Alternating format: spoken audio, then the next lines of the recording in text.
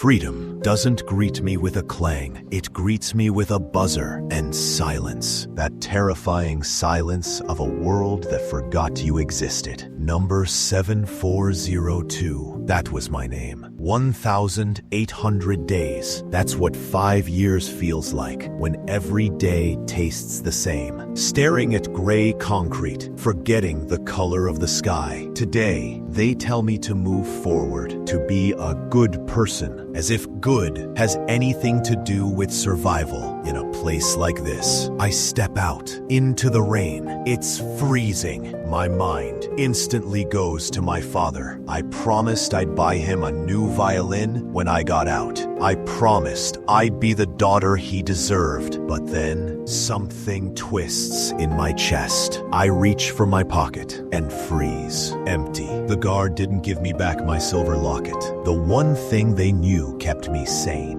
The only photo I had of my father's face, they kept it. A final, petty reminder that part of me will always belong to the cage. I hear it before I see it. A black sedan pulls up through the mist. Sleek, expensive, a predator hiding in the fog. The window doesn't roll all the way down. Just 2 inches, enough for me to see his eyes. Cold, darker than I remember, like the ocean before a storm. Adrian Thorne. But through the crack in the glass, I see a shadow shifting in the back seat. He isn't alone. The lock clicks open, a hollow sound that feels like a trap snapping shut. I tell myself I'm only getting in because I have nowhere else to go. But that's a lie, and we both know it. I open the door, and the darkness welcomes me back like an old friend. The air inside smells of sandalwood and something sharp, like rubbing alcohol. I didn't realize the night would end with a choice, his life or mine. I slide across the leather seat, pressing myself against the door. The shadow I saw from outside isn't a person. It's a large, black medical case sitting between us. It hums faintly, like it's alive.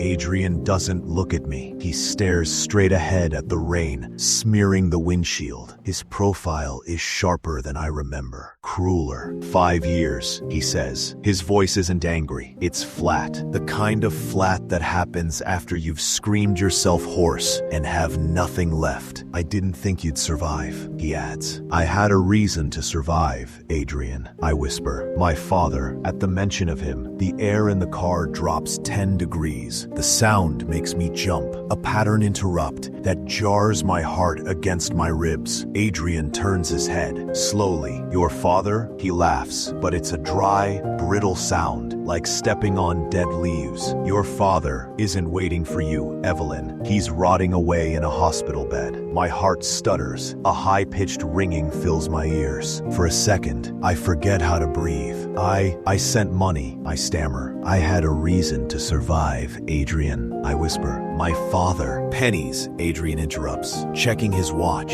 indifferent to my panic. He's on life support. Keeping him alive costs a fortune I control. I've survived 5 years behind bars, but looking at him now, I don't think I'll survive this car ride. The car doesn't turn toward the city. It turns toward the cliffs, toward the private medical wing of the Thorne estate. Why bring me back, Adrian? I whisper. Because we have a debt to settle. He reaches over and places a hand on the black medical case between us. He pats it, almost affectionately. You drained her, Evelyn. You left her cold in that burning wreck. I didn't. The words catch in my throat. Flashbacks of that night hit me. Shattered glass, fire, screams, but they're jagged, incomplete. Adrian, I swear, I don't remember it that way. Don't, he snaps. The mask slips, just for a second, revealing pure, unadulterated rage. The car slows to a halt. We are outside a sterile white building that glows like a ghost in the fog. Juliana needs a transfusion, he says, his voice dropping to a terrifying whisper. Her body is rejecting everything else, but the doctors say she responds to family. I stare at the light. It feels invasive, like it already owns me. He looks at the veins in my neck, a hungry look. Not for me, but for what's inside me. You're not here to start a new life, Evelyn. You're here to be her battery. He opens his door and steps out into the rain.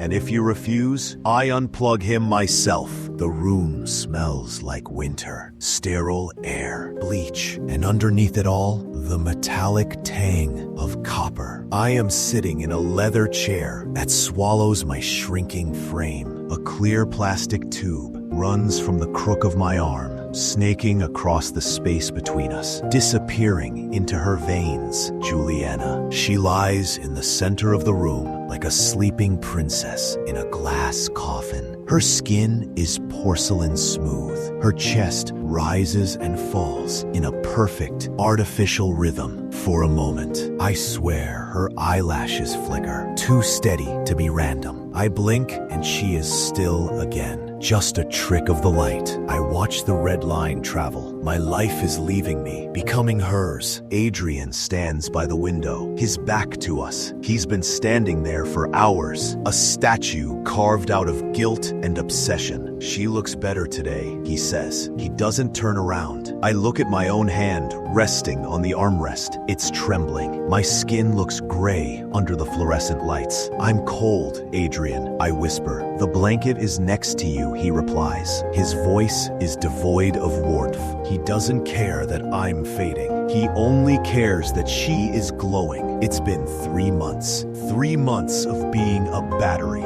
3 months of trading my blood for my father's breath. I close my eyes. A dark question gnaws at me in the silence. If she wakes up, what's left of me to even save? Adrian leaves. He always leaves at 3 o'clock a.m., the haunting hour. I am alone with her. The silence in the room takes on a new shape. It stops feeling heavy and starts feeling watchful. I lean my head back, exhaustion pulling me under. The monitor beeps steadily. Beep, beep, beep, and then my eyes snap open. The room is still. The monitor is still rhythmic, but something is wrong. I look at Juliana. Her head is turned. Before, she was facing the ceiling. Now, she is facing me. My heart slams against my ribs. I hold my breath, leaning forward. Juliana? Nothing. Just the hiss of the ventilator. I let out a shaky breath. You're losing it, Evelyn. The blood loss is making you hallucinate. I reach out to adjust the blanket covering her arm. My fingers brush her skin. It isn't cool. It's warm, feverishly warm. And then her hand shoots out. Her fingers lock around my wrist, tight, strong. There is no weakness in that grip. My scream never makes it out. Her eyes fly open. They aren't hazy. They aren't confused. They are clear, sharp, and smiling. She pulls. I stumble forward, falling out of the chair, crashing to my knees beside her bed. The IV tube in my arm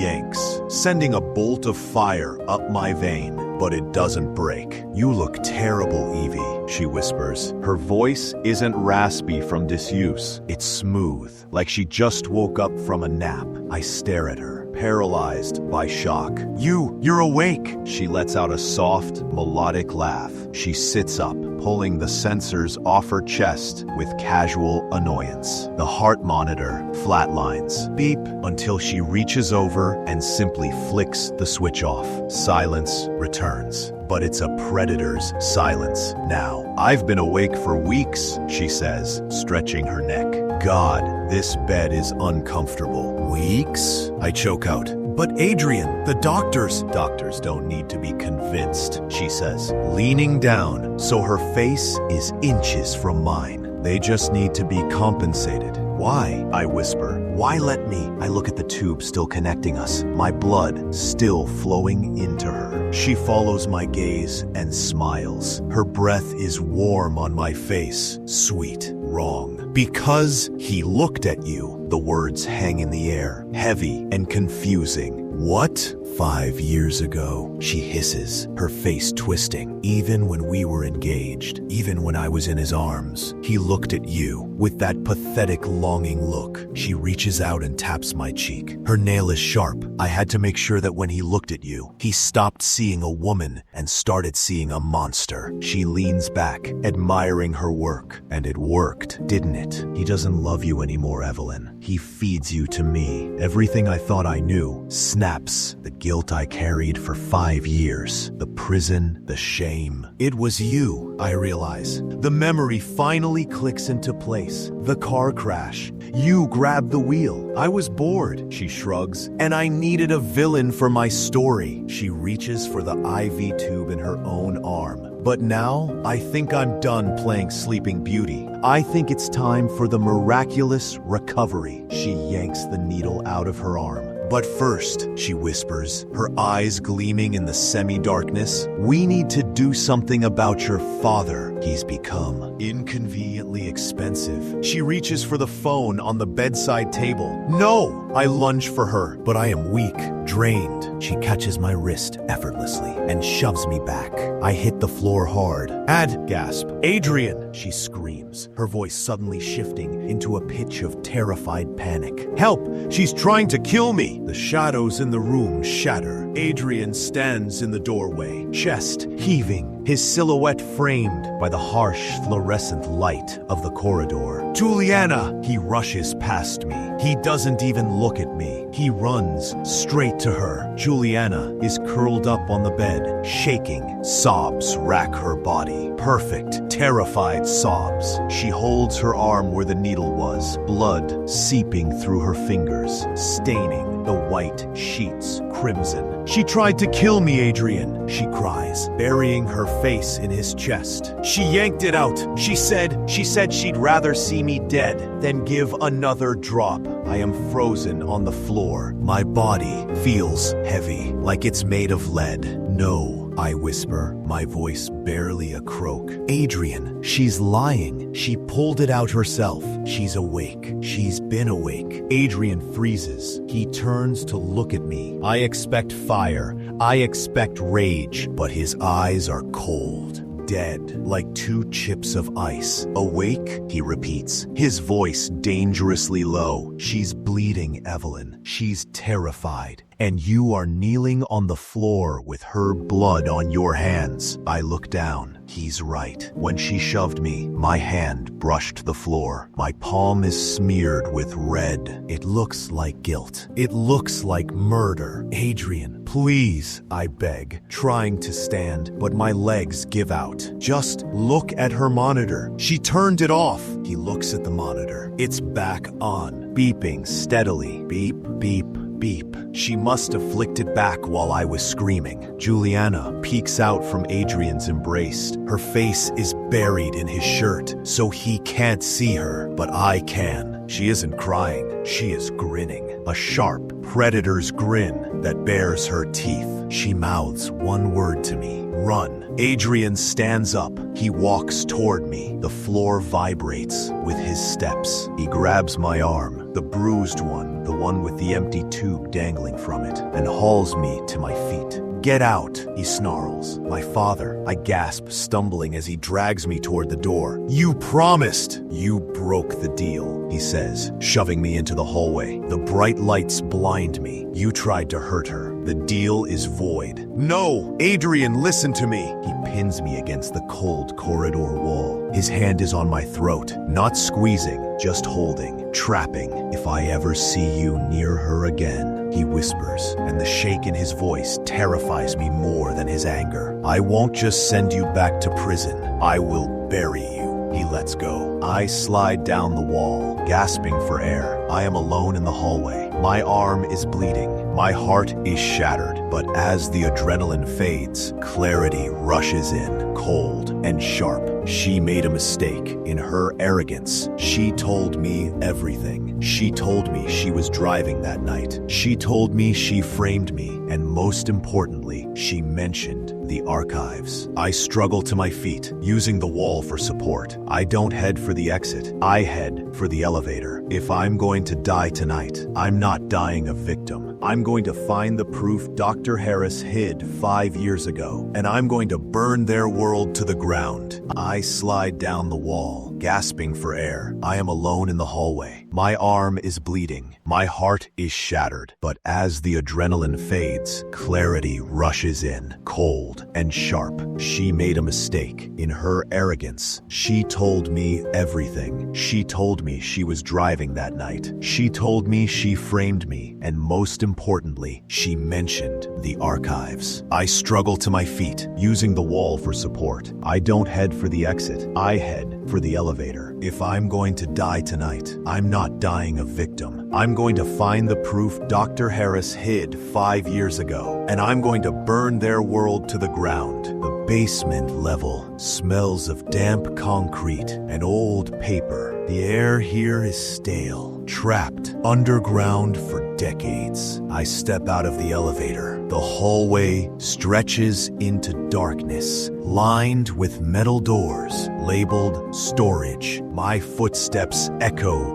wetly against the floor. Splack, splack. I realize I'm still bleeding. Drops of my blood are leaving a trail for Adrian to follow. I wrap my sleeve tighter around my arm, wincing as the fabric sticks to the wound. Archives, I whisper to myself, scanning the doors. Room 304. I find it at the end of the hall. The door is rusted shut. The lock is an old keypad, its numbers faded from use. I hesitate. My hand hovers over the keys. Dr. Harris was meticulous. He wouldn't use a generic code. I think back to 5 years ago, to the day he falsified my records, stealing my life with a few keystrokes. He was looking at a photo on his desk. His daughter, her birthday, 7/12. I punch in the numbers. The room is small, filled with floor-to-ceiling shelves, boxes upon boxes of files. It's a graveyard of secrets. I start digging. My hands shake as I pull files off the shelves. 2018.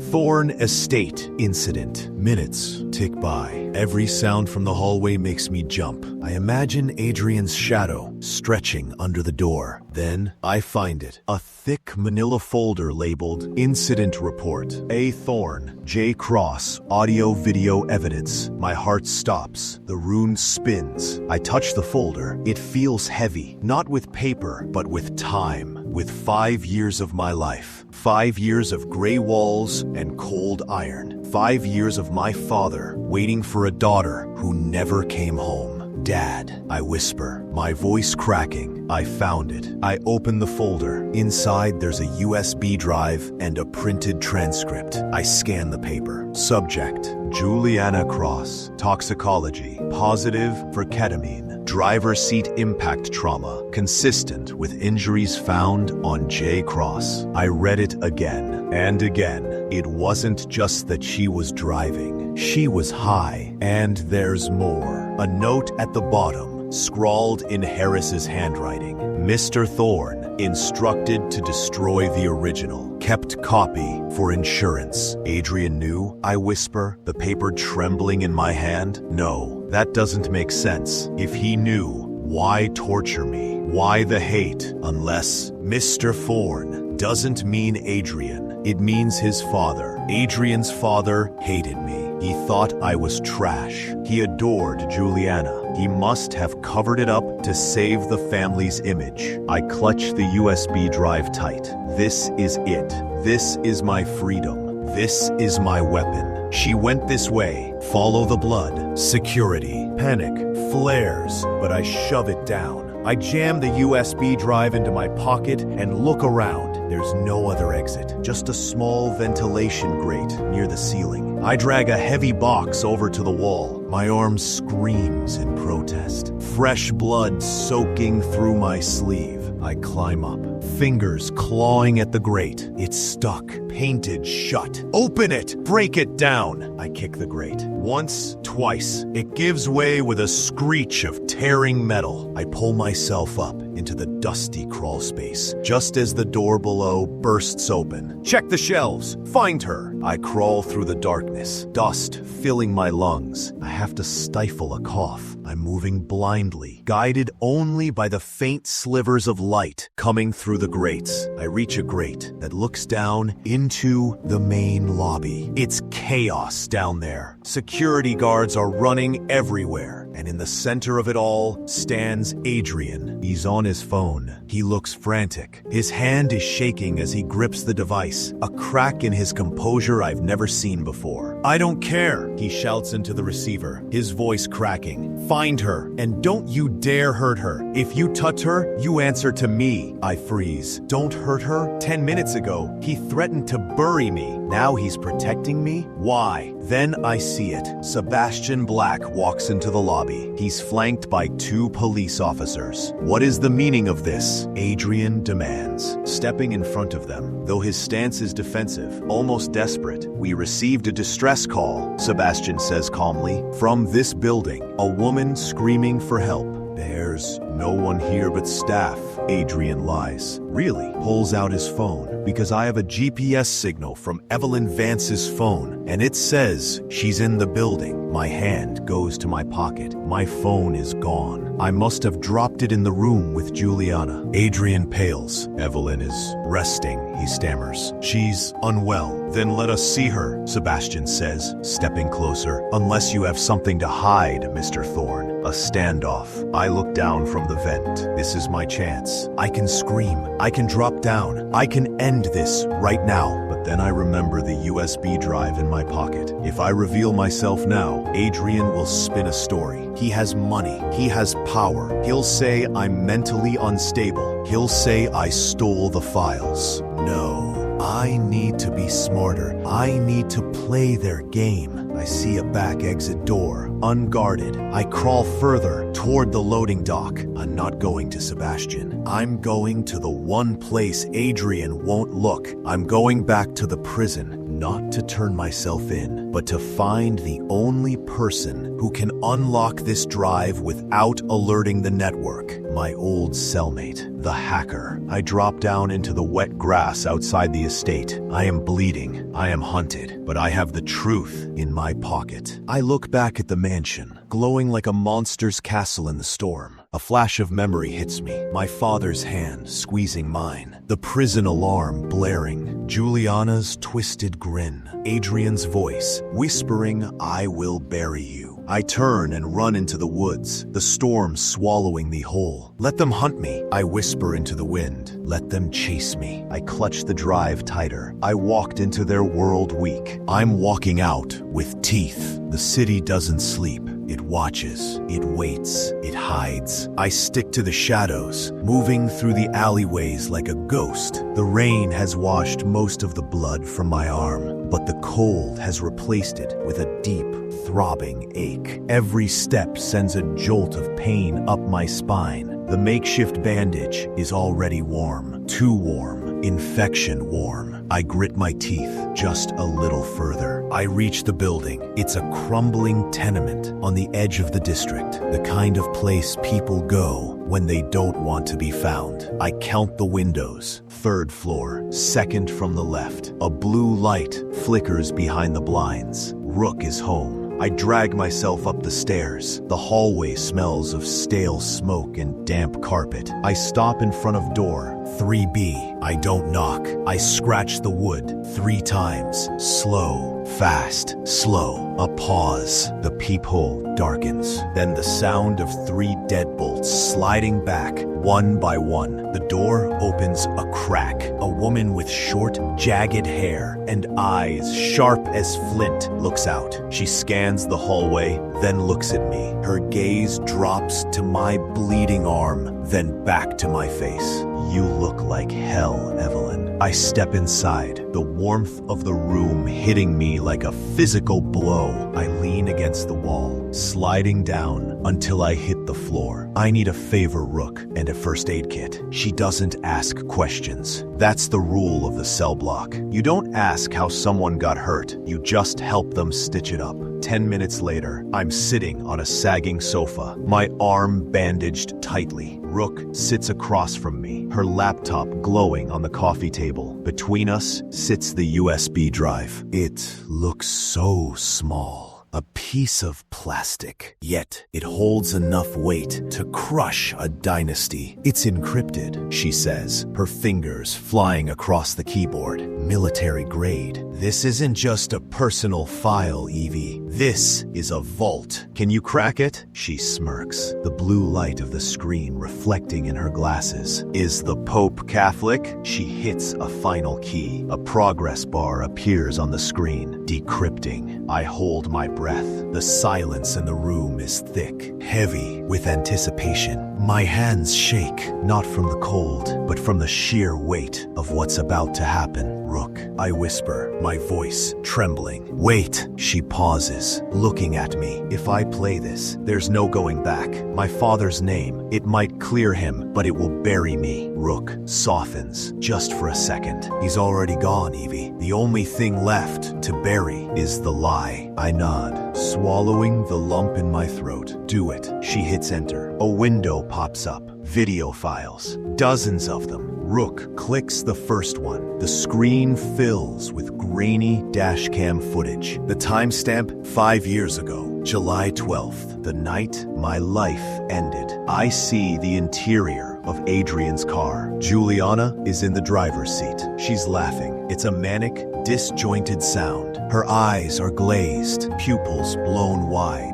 She waves a small bag of white powder at the camera. Look at me, Adrian, she screams at the empty passenger seat. Look how fast I can go. She swerves. The camera shakes. Then the impact. The screen goes black, but the audio continues. The sound of twisting metal, glass shattering, and then silence. A new voice cuts in. A deep, authoritative voice. Not Adrian. Get her out. Put the other one in the driver's seat. Adrian's father. Rook pauses the video. The image freezes on Juliana's face just before impact. Her smile wide, broken, and feral. He framed you, Rook whispers, her voice tight. He pulled his junky favorite out of the wreckage and planted you there like a prop. I stare at the frozen image on the screen. The rage I expected doesn't come. Instead, I feel a cold, icy clarity wash over me. Adrian didn't know, I whisper. Not at first. His father lied to him too. But he knows now, Rook counters, and he still chose to protect her. The truth hits me harder than the car crash did. He chose her, even with the blood on her hands. Rook closes the laptop. So what's the play, Evie? We take this to the cops? No, the cops are on the Thorn payroll.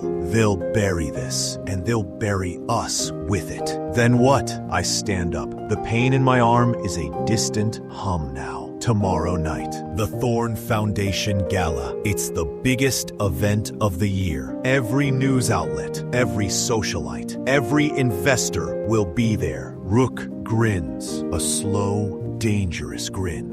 You want to crash the party. I want to burn it down. I want to play a song they'll never forget. Rook nods. She starts typing again. I can get us into the AV system. I can override the projector, but you need to get inside. And looking like that, she gestures to my prison-issued coat and bandaged arm. You won't make it past the front door. She's right. I need a way in. Suddenly, a heavy knock pounds on the door. We both freeze. My heart slams against my ribs. Rook reaches under the cushion and pulls out a switchblade. I motion for her to wait. I creep toward the peephole. Outside, standing in the dim hallway light, is a man in a charcoal suit. He isn't the police, and he isn't Adrian. It's Sebastian Black. He moves with the confidence of someone who walks into burning buildings and expects them to obey. And he's holding a garment bag. I open the door. Sebastian doesn't look surprised to see me. He looks tired. There's a small cut on his cheekbone, fresh and angry. You're hard to track, Evelyn. How did you find me? I know Rook,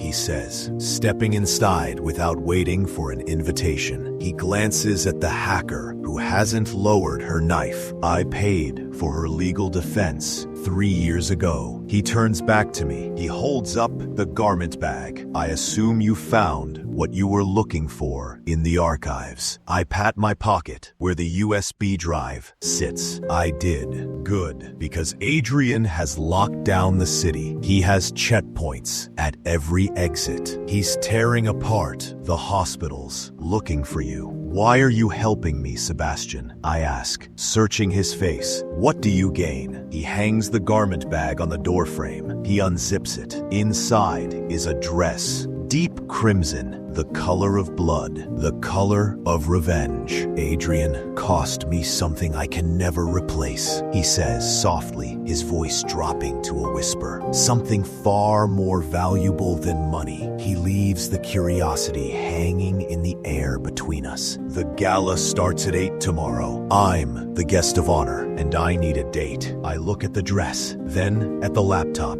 then at Sebastian. My stomach knots. My heartbeat slows. This isn't just justice. It's an execution. Sebastian, I say, my voice steady. If I do this, there is no going back. I will destroy the Thorne family. I will destroy Juliana. And I will destroy Adrian. I think of the needle in my arm. I think of my father's empty bed. I think of 5 years of silence. Sebastian looks me in the eye. Are you ready to be the villain they made you? I run my hand over the silk fabric. It feels like armor. Good. I stand at the top of the grand staircase, my hand resting on Sebastian's arm. The red dress clings to me like a second skin, hiding the bandages, hiding the scars. Breathe, Sebastian whispers beside me. You look like a queen coming to claim her throne. I feel like an assassin, I reply, scanning the room below, and then I see him. Adrian. He stands in the center of the room, a glass of scotch in his hand. He looks exhausted. Dark circles bruise the skin under his eyes. He isn't talking to anyone. He's scanning the entrances, his body tense like a coiled spring. Beside him stands Juliana. She's wearing white, pure, innocent white. She's laughing, clinging to his arm, playing the part of the miraculous survivor perfectly. Ready? Sebastian asks. No, I say, but let's do it anyway. We descend the stairs. Heads turn. The murmur of the crowd dies down, replaced by a wave of whispers. Who is that? Is that Evelyn Vance, the convict? Adrian turns. Our eyes lock across the room. His glass slips from his fingers. Juliana freezes. Her smile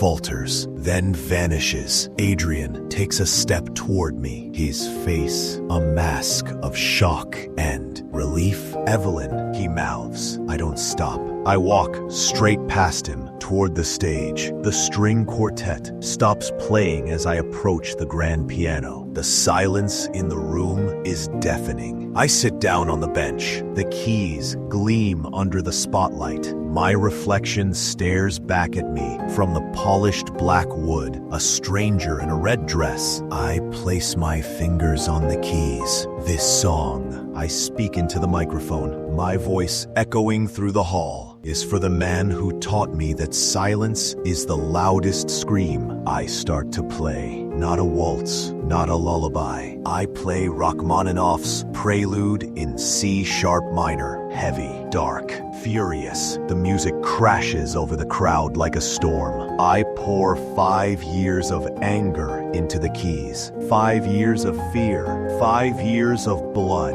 Adrian is walking toward the stage now, pushing through the crowd. Evelyn, stop! I look up at the balcony. Rook gives me a thumbs up. The projection screen behind me flickers to life. The music swells, and the video begins. Look at me, Adrian. Look how fast I can go. The crowd gasps. On the massive screen, Juliana's manic, drug-fueled face appears. She waves the bag of powder. She laughs. And then, the crash. Adrian stops dead in his tracks. He stares up at the screen, paralyzed. The audio continues. His father's voice booms through the ballroom. Get her out. Put the other one in the driver's seat. Pandemonium erupts. Cameras flash blindly. People are screaming. Juliana screams. Turn it off! Turn it off! She runs toward the stage, her white dress flowing behind her like a ghost. But it's too late. The next file plays. A video from the hospital room. Juliana is walking around. Juliana laughing. Juliana is pulling the plug on my father's life support. The crowd goes silent in horror. She killed him, a woman whispers near the front. She killed Elias Vance. Adrian turns to Juliana. His face is unreadable. Adrian, baby, it's fake, Juliana shrieks, grabbing his lapels. She made it up. It's AI. It's a deep fake. Adrian looks at her hands on his jacket. Then he looks at the screen, where Juliana is smiling as she suffocates my father with a pillow. He gently peels her fingers off him. Don't touch me, he whispers. Adrian, I said don't touch me, he roars, the sound echoing off the walls. Police sirens wail in the distance. Real police this time. Sebastian called the feds. Juliana looks around.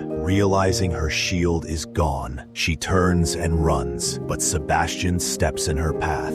Going somewhere, Miss Cross? He asks smoothly. She tries to slap him, but he catches her wrist. 2 federal agents move in, handcuffing her screaming form. I stop playing. The final chord hangs in the air, unresolved. I stand up. My legs are shaking. Adrian walks up the steps to the stage. He looks broken. A man whose entire world was built on a lie. He stops in front of me. Evelyn, he chokes out, tears streaming down his face. I didn't. I swear, I didn't know about my father. I know, I say softly. I can fix this, he pleads, reaching for my hand. We can fix this. I'll testify. I'll give you everything. The company, the estate, anything. Just don't leave me. I look at his hand. The hand that signed my prison transfer. The hand that held mine in the car. I look at Sebastian, waiting in the wings. You can't fix a shattered mirror, Adrian, I say, echoing my words from the bridge. You can only cut yourself on the pieces. I lean in close, whispering in his ear. I loved you. God, I loved you. But love isn't enough to save us from what we've become. I pull away. Goodbye, Adrian. I walk off the stage. I walk past the cameras, past the whispering crowd, past Juliana being dragged away in handcuffs. I walk to Sebastian. He offers me his arm. Ready to go? He asks. Yes, I say. We walk out of the ballroom, leaving Adrian alone on the stage, surrounded by the wreckage of his dynasty. Outside, the rain has stopped. The air is crisp